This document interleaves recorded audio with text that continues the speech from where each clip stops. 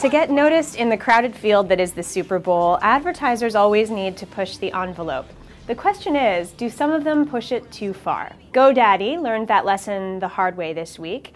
The company released its Super Bowl ad ahead of time and caused a bit of a stir. The ad deals with an adorable golden retriever puppy who gets separated from his owners. Look, it's Buddy! I'm so glad you made it home. Because I just sold you on this website I built with GoDaddy. Ship 'em out!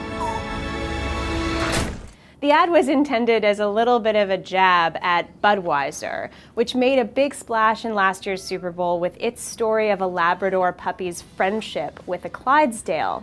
This year, its puppy is going to get lost and try to find its way home. So GoDaddy decided to spoof it.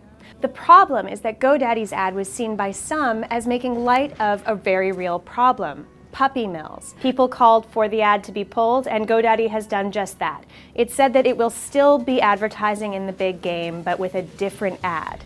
Mocking Super Bowl ads is nothing new. GoDaddy was actually borrowing a strategy that worked very, very well last year for Heineken-owned beer brand Newcastle Brown Ale. Where a castaway washes ashore.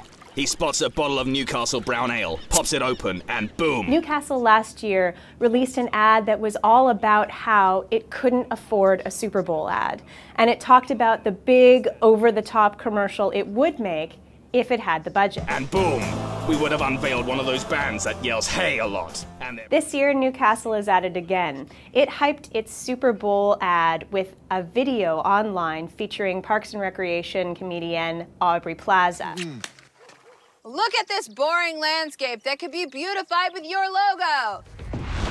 Charisma Bedding, the choice for the discerning bed and bath. Newcastle has now released the full ad, which will actually only air in one market, Palm Springs, California. So it's not a true Super Bowl commercial since it won't air nationally. But the ad itself crams 37 brands into just 60 seconds of airspace. Newcastle's strategy works because it lets viewers in on the joke about advertising. It doesn't pretend to be anything else than it is. And it mocks some of the tried and true advertising strategies that other brands use. I love going all natural. Some brands, however, are still very comfortable with those strategies. Carl's Jr., for example, the fast food chain is still betting that sex sells. Introducing the all-natural burger. This was intended, it says, to advertise its new all-natural burger. Of course. It's an interesting strategy for Carl's Jr. to take, especially in a day and age when another prominent brand that had a history of almost gleeful objectification of women, Axe, has abandoned the strategy altogether. Make love, not war. But the real question is not whether the ad will get noticed. It's designed to get noticed. The question is, in a time when consumers are increasingly on to advertisers' tricks, whether this kind of approach will ultimately be good for the brand.